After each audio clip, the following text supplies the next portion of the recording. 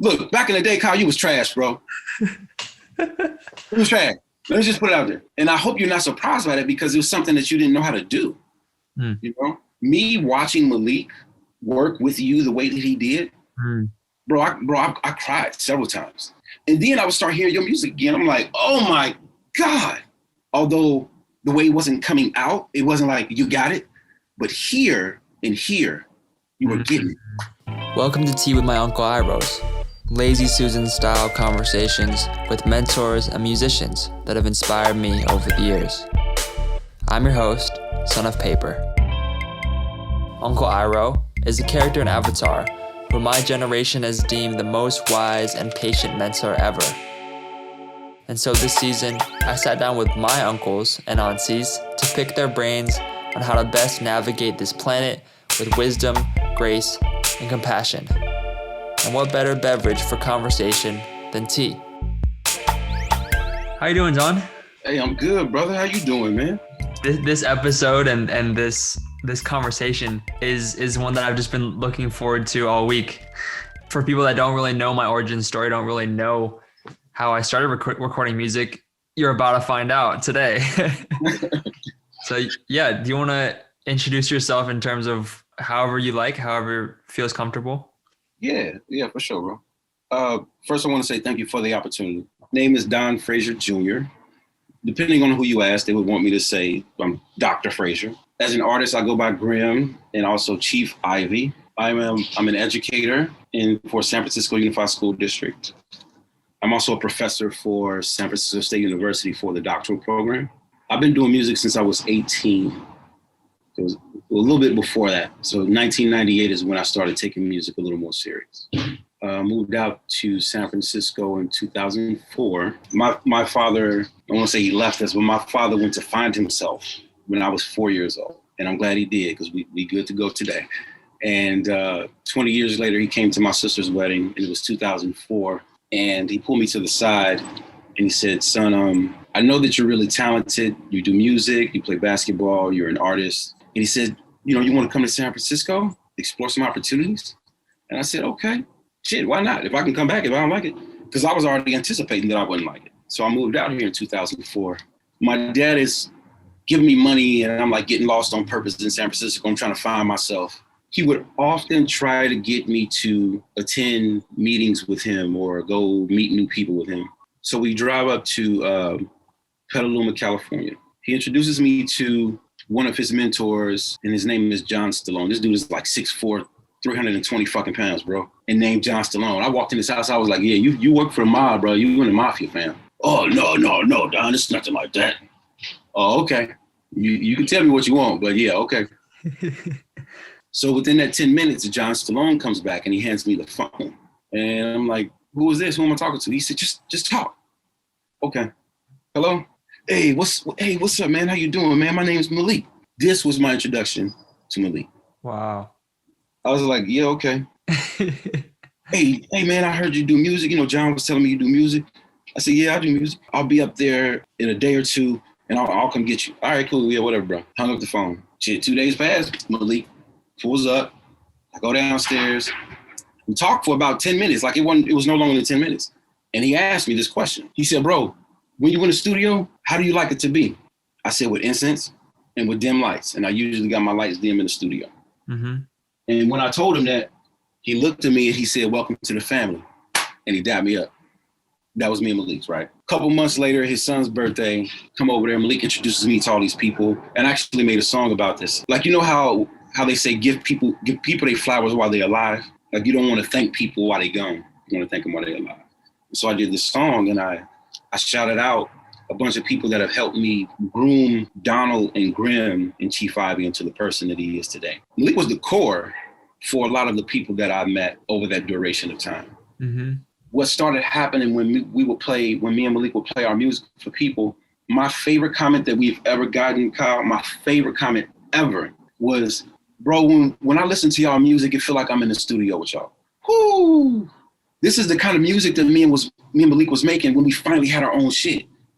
Because we was having fun, we was laughing, and it was just such a great time. When it comes to this music, it's so important to me. It's extremely, I get intimate with not just the music, but the wordplay, the content, the significance of the song. Like, why are you even doing this song, Donald? You know? And I've noticed that when I rock and write a hot 16, with my delivery in it, when it comes up for me, I need to spit it. I need to get it out now, because me penning it and trying to go back and trying to find what I was trying to feel when I was penning it doesn't flow right. Those kinds of moments and experiences for me has been shaping my current project, my GP, and even more so the future project with the book and the actual album together. It's been a beautiful experience, Kyle. Wow, that's crazy. I mean, it's super dope to hear other artists' processes in general, right? But there's just something like, I mean, to this day, I still haven't had as close of a relationship with the person tracking me and, you know, myself as when I'm in the studio with Malik, you know. He's literally listening to your lyrics, obviously. Mm-hmm. He's also listening, you know, it's like he's soul reading you, you know what I mean? I decided to go for an interview for the after school program at San Francisco Friends School. I'm talking to Marina, and Marina was the director of Extended Day. So we're standing out there, we finished the interview, and I'm standing out there, and she was like, "Oh, Don, this is the yard," and blah, blah, blah. Ben Shawstack comes up, and I'm standing on one side of the rail, and he's on the other side, and he's just staring, and he's looking at me. He starts poking me in the stomach. He was like, "Oh, man, you're rock solid, man." And I was laughing so hard. I'm like, "Oh, what's this little dude?" Marina, I think she called me the next day, and they hired me on. During that time, it was really, really interesting because students would share things with me that they hadn't shared with their parents or hadn't shared with some of the teachers there. You know, I would ask, I was like, "Hey, man, like, have you talked to somebody about this?" "No." "Well, why are you telling me?" "I don't know, man. I don't know, man. You're just cool, man. I feel safe." "Oh, okay. But you know, we got to talk to somebody about this, right?" "Yeah." "Oh, okay. We can talk about it together, or you can do it by yourself, you know." And so this was what was naturally happening. Mm-hmm. And Kyle, I'll be honest, bro, I didn't think I was doing nothing special. I was just there for the babies, man. Like, we here for the students. We need to be here for the students. So a year passed. The position opens up for middle school assistant position. Marina says, "Don, you should definitely apply for it." And I was like, "Nah, I'm not going to apply for it because I know it's a bunch of people coming in with master's degrees and all kind of shit. I got a bachelor's degree in media arts and animation. Like, what the fuck am I going to be in middle school?" You know, I do the interview, and on the interview, it was Diali, Andrew, Andrew, and Kristen. They hit me up. It was like, "Hey, you got the job." I was like, "Oh, damn, for real? Okay." I was about 3 weeks in. Me and Diali got real tight. I said, "Diali, can I ask you a question?" She said, "Yeah, what's up?" I said, "Diali, I'm for real. Why did y'all hire me?" She was like, "What?" I was like, "No, for real, why'd y'all hire me?" Because I ain't gonna lie, bro, like part of me thought they hired me because of my skin tone. You know what I'm saying? To be honest with you. And she looked at me and she said, "Don, Don, you know the question that we asked you, why should we hire you?" I said, "Yeah, because I prep for this shit. Like, when you're going for a job interview, you prep for these questions." And that was a question I didn't fucking think to ask myself. And I said, "Yeah, I remember the question." She said, "Do you remember your answer?" I said, "Yeah." And my answer was, each and every last one of these students at the school needs someone to meet them where they are. She said, that answer got me the job. I was like, damn, for real? I didn't think it was this big deal, right? But she said they asked each and every last one of them the same question. She said most of them came and, like, you can tell that they were saying some shit that was read out of a book. And that's not what they was looking for. They was looking for somebody that can support the students. And that's how I ended up getting that position. So 2009, this is where I meet Kyle. I seen Kyle my 2008 year, right? Mm-hmm. Same Kyle, of course, but we didn't meet. I became the middle school assistant position. I became the middle school assistant, and my meetings with you were interesting because I knew Dean before I knew you. Yeah, that was in Jeff's class, and your moms had hit me up. Parents were starting to reach out to me and saying, "Hey, can you talk to my son, or can you work with my students?" And I'm like, "Yeah, sure." And so a lot of what was going on was playing basketball and asking questions. "Hey, so how'd you feel when that happened?" "Okay. How do you feel about it now?" You're doing a lot of the one-on-one phys ed with Dean, right? I hella forgot about that. So one way that I remember meeting you is you coming to the after-school program and playing chess and whooping ass in chess. And I kept hearing, was like, "Man, Kyle is really good at chess." And I'm like, "Yeah, whatever, man." Now, I didn't know how to play chess. I'm just like, "Man, who is this little dude they keep on talking about?" And you would come down and you were like, "What, bro? I don't know if you remember this, bro. You were lying like 2-3 games up." And it wasn't that you was playing, you was showing the little ones how to play. that was how I began to get to know who you were. Then basketball came around. Okay. I was on the basketball team. Bet. There was something that stood apart, that made you stand apart from everybody else. You were angry. And you weren't angry, it wasn't that somebody pissed you off. You were just like, nah, I'm out here. Come on. That was your MO, bro. You was the scrapper of the team. And I would just crack up. I'm like, who is this dude, man? This was, I don't know, bro. You cared. You really cared about what you did. And I noticed that in everything that you did, from playing chess to just talking with other students to you playing basketball on the court, man. You went hard with everything that you did. And I really appreciated that. And I see a lot of that in you today. Bro, some of my most life-changing moments happened with y'all. And I kid you not, life-changing for me. If it was not for y'all, I don't think that I would be positioned or have repositioned myself so many times if y'all, not just y'all students, but y'all parents too. Y'all parents really looked out for me, man, in ways that I cannot imagine. So I leave there, get my master's degree. Me and Malik started working on music again. So how old were you when you reached out to me to make music? You remember? 2013. And this was, oh my God, it's all coming back. So Malik was living on Silver. Yep. He was living on Silver. I remember this. Okay. Me and Malik for years have went to other people's studios, and we always was like, bro, we need to get our own shit. As we were getting our own shit, right before he had moved to Silver, we started getting a little bit of stuff at his old spot. Got to Silver, we started setting up a little bit more. That's when you hit me up. I was like, what? Okay. Because then you had told me, was like, man, you remember I used to write a little bit, but I was, I'm starting to take it a little serious. All right, cool. We would come through, spit a little something. I was like, all right, it's cool. Look, back in the day, Kyle, you was trash, bro. You was trash. Let me just put it out there. And I hope you're not surprised by that, because it was something that you didn't know how to do. Me watching Malik work with you the way that he did, bro, I cried several times to watch that. It was profound, because I was even out the way for a while, right? Yeah, and it was just you and Malik, and that relationship grew and it blossomed. And then I would start hearing your music again. I'm like, oh my God. And Malik fell in love with you, bro. Truly fell in love with you. He was like, dude, man, I love Kyle. I was like, I know, right? He dope, right?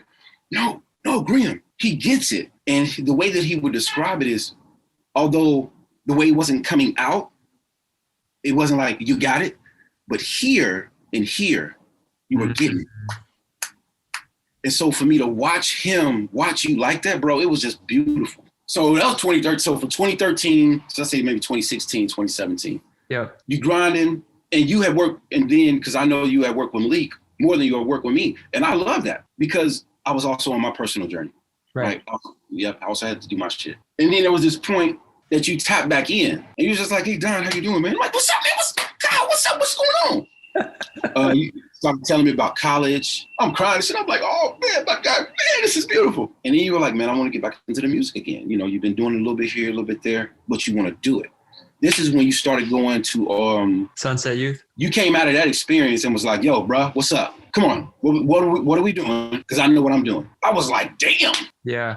Okay. I think what that was, just to jump in for a sec, is that not only did I find Rimo, who definitely nourished me as a person as well as a recording artist, it was just that community as a whole. It was like the blend between Cameron House, which is like a nonprofit, right, that I kind of grew up at and served and was served by. Now I found that music was more than just something that you do in isolation to work on your self-expression or work on putting a story down. All of a sudden it was about helping others. And that was like, I think that's what that space Sunset Youth created for me. I don't know if I told you, but I'm currently working for them. What?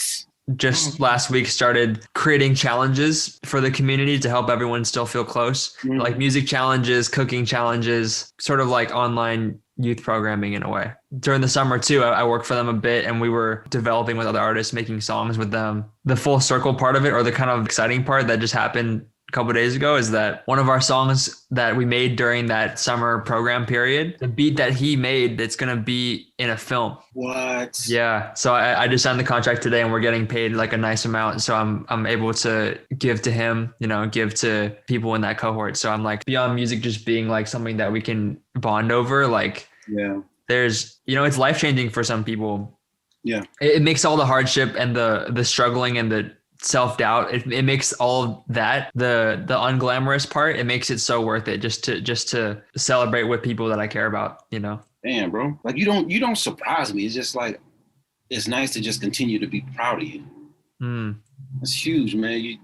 These benchmarks that you continue to do, oh no, like it's well deserved. You've been putting your work in, bro. So with Sunset Youth, after you came out of that, you and I reconnected again. It's like, yo, Dom, what's up? Can we work? Yeah, for sure, bro. Come through, man. Come through. And in between that time, me watching you doing the videos, me watching you on the panels, the news that you're telling me right now, just so much that you've done just from your time at Sunset, bro. I want to say this about your music. Honestly, Kyle, I didn't know where you were going with your music. Bro, I listen to your music now and it feels good. Like your music feels good. Like I smile, I hear it, I'm like, oh, I like that. That's the kind of music that people should be making. And it's your voice. Like your beats is dope. But it's just the way that you're choosing to come across on the beats. I can tell that there's a smile on your face. I can feel the warmth that's coming through your vocals as you spitting it. Just beautiful shit, bro. Because I personally was a part of that journey. Right. You know what I'm saying? So for me to hear it, it's just like, God damn, Kyle is doing it. And I'm still seeing room to grow. Absolutely.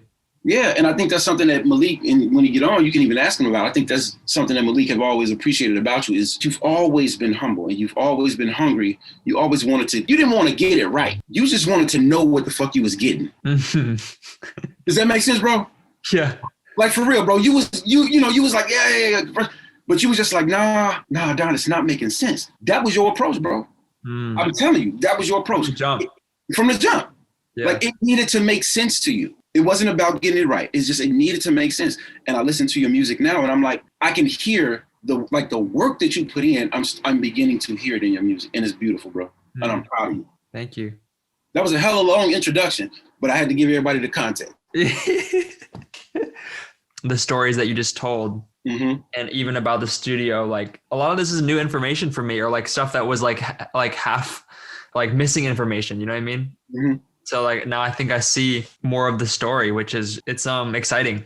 There's no other really way to put it. Yeah. There's so much ahead, so much unknown, looking forward. But then there's also a lot of unknown of the past that I think a lot of it is about looking back and also just connecting with people on a deeper level that we thought we already knew. Cause like there's so many more dimensions, so much more richness in the history. Is that how you view it too, as a scholar? Like, I guess what inspires you or motivates you to like learn more about just history in general? Or I guess I've seen your Facebook posts lately and they're trying to push conversations for sure and make us question what we held as truth. Damn, bro, you be coming with these questions. What? Just freestyling, just like you in the booth. Right on. I've always been a guy that wonders. I wonder. Which is why I would think that I've been a pretty good counselor over the years, is because I'm genuinely curious. And I think for me, it really does go back to, I need this to make sense for me and my reality and how I'm sharing my experience with other people. When I think it was my second year in my doctoral program, I conducted a study on Black male youth. And it just hit me out of nowhere, man. In traditional schooling, rather. You don't question the teacher. You don't question the information. You just listen and say, oh yeah, that's what happened. I started asking myself, when we say Black people or Black male youth, what the fuck does that even mean? Like, what do we mean by Black? Because Black is a color. And I looked at my skin, I'm like, I'm not Black. Well, Black is an experience. Well, Black is a culture. Well, Black is an ethnicity. Well, Black is this thing. None of that shit made sense. Because at the end of the day, I would look at my shoes and I would look at a car and they were Black. And it was a color. It's a fucking color. And it does not, if it does anything, it dehumanizes a person from who they fully are. I continue to do the studies. I continue to do the research because I became more intrigued about what these concepts of what I've been conditioned to believe, how they're really shaping my reality and my experience as a person. The more that I dove into the research, the more I dove into my own personal journey. So I'm like, you know what? I don't believe this fucking African shit, man. It just don't make sense. When we say, this is my belief, when we actually break that shit down and we ask ourselves, how have we been conditioned to believe what we believe or think what we know? Through media, entertainment, social media, church, and education. When we think about those 5 realms, we have to ask ourselves, who is approving the information that's going to be put in this book to be published to give to a school, let alone an entire school district? Who are the people that are sitting at the tables who own these conglomerate entertainment companies and music industry labels? When you think about the people that are sitting at those tables, right, these are what we would call white people. I call them fair-skinned foreigners. So when you got fair-skinned foreigners deciding what information is going to be given to a population, the population has been conditioned to believe what the aspects or whatever the narratives these fair-skinned foreigners wanted us to believe. If you saying that your idea came from your schooling or from your religious practices, but also from what you watched on TV or from the celebrities that you look at, right, a vast majority of that is from a Eurocentric perspective. Mm-hmm. It truly is. Like, what I felt as a child is making sense now. If it's making sense now, Donald, what do you need to really solidify what you think is going on? We've been conditioned to believe shit. It's okay. Hey, man, these white folks put 11 million people from a whole other continent on some ships and brought their ass over here. But then when you do just a little bit of digging, you will find that there were pyramids already here that are older than the pyramids in Egypt. Mm. What? So the information that you've been seeing me post, bro, this is what you've been seeing me post. Yeah. It's me just going to do some digging. And it's hard to believe for people, right? It's like, no, bro. Because that's how I was, Kyle. When I first came across this information, I was like, oh, hell no, man, this don't make sense. But I kept digging. And I kept finding more of them. Because in Columbus's own journal, he admits it, that he took back the Arawaks and the Taínos, the people that you find in the Mayan temples. They had they had dreadlocks and shit. The wraps that you see the black sisters wearing on their hair, yeah, it's all through the Mayan temples, bro. Wow. Yeah, man. That's what I'm saying, bro. Like, my music and my book, this project that I'm working on, bro, it's gonna be fucking dope. It's gonna be crazy. Even if it's like amazing, right? And it's just like the quality of the project you make, the experience is perfect and meant for the world and would help a lot of people. You already know that like those who hold the keys probably wouldn't want to back it because it's so fundamentally undermining of the status quo. Let's talk about just the project that you're working on a little bit. The project is me releasing a music piece in correlation with a book. So to grasp the understanding of the CD, you would need to read some of the book or all of the book, vice versa. Something totally different. My inspiration for this project, it stems from me wanting to make sense of what I'm doing. Very much of what your process has been with your music. In the current moment, I'm working on a GP, not an LP or EP. It's a GP because it's Grimm. Got it. So my GP will be roughly 9 songs. When I open the floodgates, bro, I'm gonna open the fucking floodgates. My plan is to release something once a week. To be like, oh man, what is this? Oh, what is this? You know, that's 7-8 weeks in a row. Great. While that's happening, the reason I asked you if you can connect me with some of those producers, I want to put out a project where everything is original and everything is not from, these high fucking profile producers doing this maniac shit, but also want to connect with people on a human level. Say, yo, Grimm, man, I like your music, man. Can I give you a beat? You know what I'm saying? Or can I make a beat with you? Can I work with you? So that's the background of what the future is going to be around my project. But the GP should be released by the end of the year. Well, Don, thank you so much for coming on today's podcast. Everyone, please look out for his GP coming out next Friday, February 12th. Do you want to say anything about the project? Yeah. Go check the damn thing out. That's all I got to tell you. It's going to be an introduction to who the rebirth of Grimm is. It's been a while since I actually put some music out. So the hope is that I continue to push your thinking. Hope that you can feel something that you haven't felt in a while. and give you that holistic, humanizing feeling about this music that I'm doing. So awesome. The link will be in the description, and I will be constantly bombarding y'all on social media with Don's new project. So thanks for coming, y'all. Right on. Cheers. Thanks for listening to this episode of Tea with My Uncle Iros. Catch us every Monday on your favorite podcasting service. TWMUI is written and produced by me. Definitely rate and review us on iTunes and follow me at Son of Paper on Instagram, Twitter, or Facebook. Theme music by Keys. For more, visit facebook.com/unlockedkeys. Spill with y'all next time on Tea with My Uncle Iros.